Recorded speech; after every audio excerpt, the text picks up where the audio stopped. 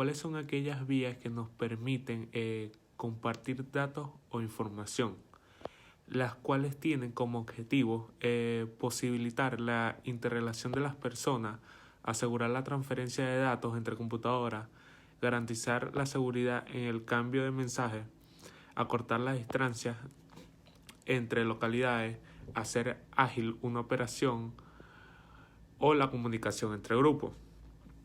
Esta tiene como funciones establecer, conducir y finalizar la comunicación de datos entre el emisor y el receptor. Se clasifican en varios tipos de líneas, entre los cuales tenemos la línea privada, en la cual su propietario no es público. Por eso la línea pertenece al poseedor de la red. Las líneas públicas son las que están ambientadas para el público, en la cual el usuario tiene que contratar los servicios de comunicación con la compañía que suministrará la línea. Las líneas conmutadas. Las líneas son las líneas que requieren de marcar un código para establecer comunicación con el otro extremo de la conexión. También tenemos las líneas dedicadas, las cuales pueden ser ya sean públicas o privadas y solo pueden ser utilizadas con exclusividad por 2 usuarios o 2 equipos. También tenemos las líneas digitales. En este tipo de líneas los bits son transmitidos en forma de señales digitales. Cada bit se representa por una variación de voltaje y esta se realiza mediante una codificación digital. Entre las líneas digitales tenemos las líneas de punto a punto y las líneas multipunto. Las líneas punto a punto son las que enlazan 2 DTE y las multipuntos son las que enlazan 3 o más DTE. Medios de conexión de redes. Es la plataforma tecnológica que sirve de soporte físico para el envío de datos en la red. Estas plataformas son los medios guiados y no guiados. Los objetivos de estas es hacer que todos los programas, datos y equipos estén disponibles para los usuarios sin importar la distancia donde se encuentren. También tenemos la posibilidad de compartir un gran número infinito de computadoras entre un gran número de usuarios. Permitir acceder a bases de datos ubicados en lugares remotos, así como a sistemas informáticos. Permitir la integración de voz y videos y datos a través del medio. Y también se pueden integrar computadoras de diferentes fabricantes. Tipos de medios. Tecnología cobre. Tenemos el cable coaxial, que es utilizado ampliamente para televisores por cables, antenas y lugares de trabajo. Para redes de áreas local, entre los más conocidos tenemos el RG8, el RG9, el RG11, entre otros. La tecnología de cable por trenzado. Este es el medio más utilizado para las telecomunicaciones. Consta de 2 o más cables aislados, trenzados, y se utilizan para la transmisión de voz, datos y videos. Se dividen en categoría 1, categoría 2, categoría 3, categoría 4, categoría 5, categoría 5E y categoría Gigalan. También tenemos la tecnología de fibra óptica, la que consiste en 1 o más filamentos de vidrios envueltos en capas de protección. Esta es utilizada para transmitir voz, videos, datos a alta velocidad. Y también tenemos los medios de comunicación inalámbricos, que son básicamente el espacio libre por donde se propaga un tipo particular de ondas electromagnéticas. Ondas de radiofrecuencia que son portadoras de señales de datos. En la actualidad existen redes cuya señal no es transmitida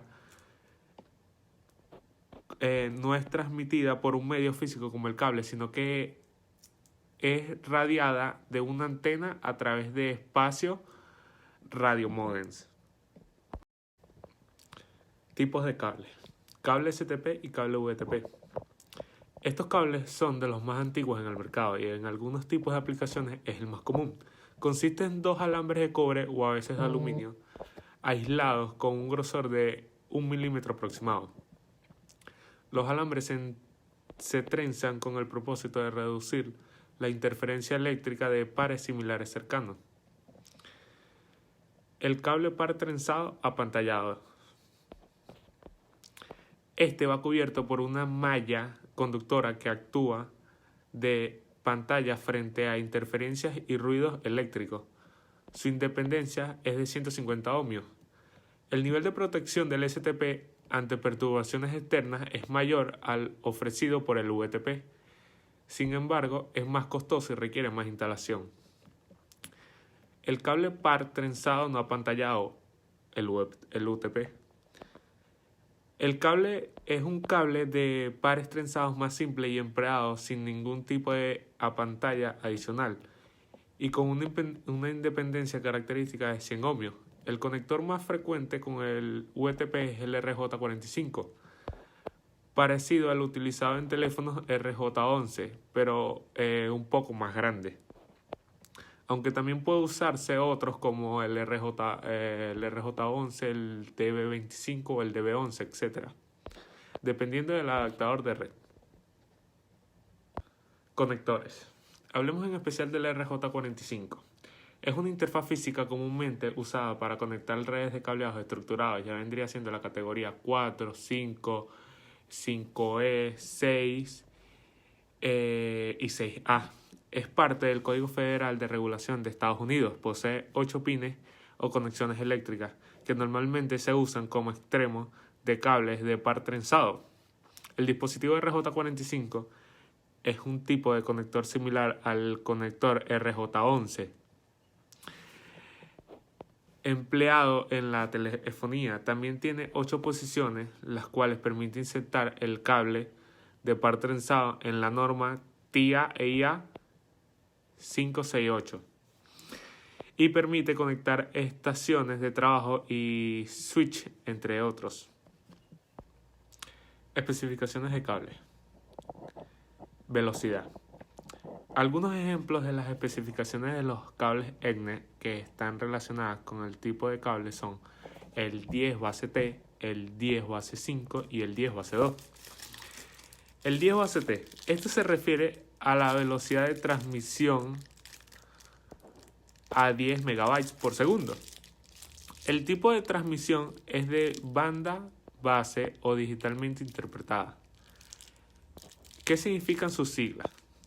La T significa par trenzado y el 10 base 5 se refiere a la velocidad de transmisión a 10 megabytes por segundo. El 5 representa la capacidad que tiene el cable para permitir que la señal recorra aproximadamente 500 metros antes de que la atenuación interfiera con la capacidad del receptor de interpretar correctamente la señal recibida. Este a menudo se denomina TICNEC. El TICNEC es en realidad un tipo de red, mientras que 10 base 5 es el cableado que se utiliza en dicha red. Ahora hablemos del 10 base 2. Este es igual que el anterior, de una velocidad de transmisión de 10 megabytes por segundo. El tipo de transmisión sigue siendo de banda base o digitalmente interpretada.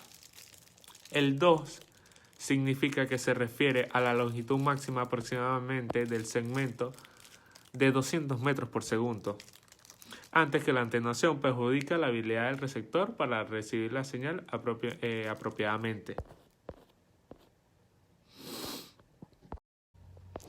Problemas inherentes al ruido. Atenuación y diafonía. ¿Qué es la atenuación? Es la energía de una señal que decae con la distancia, por lo que hay que asegurarse que llegue con la suficiente energía como para ser captada por la circuitería del receptor. Para mantener la energía de la señal se utilizan amplificadores o repetidores. La distorsión del retardo.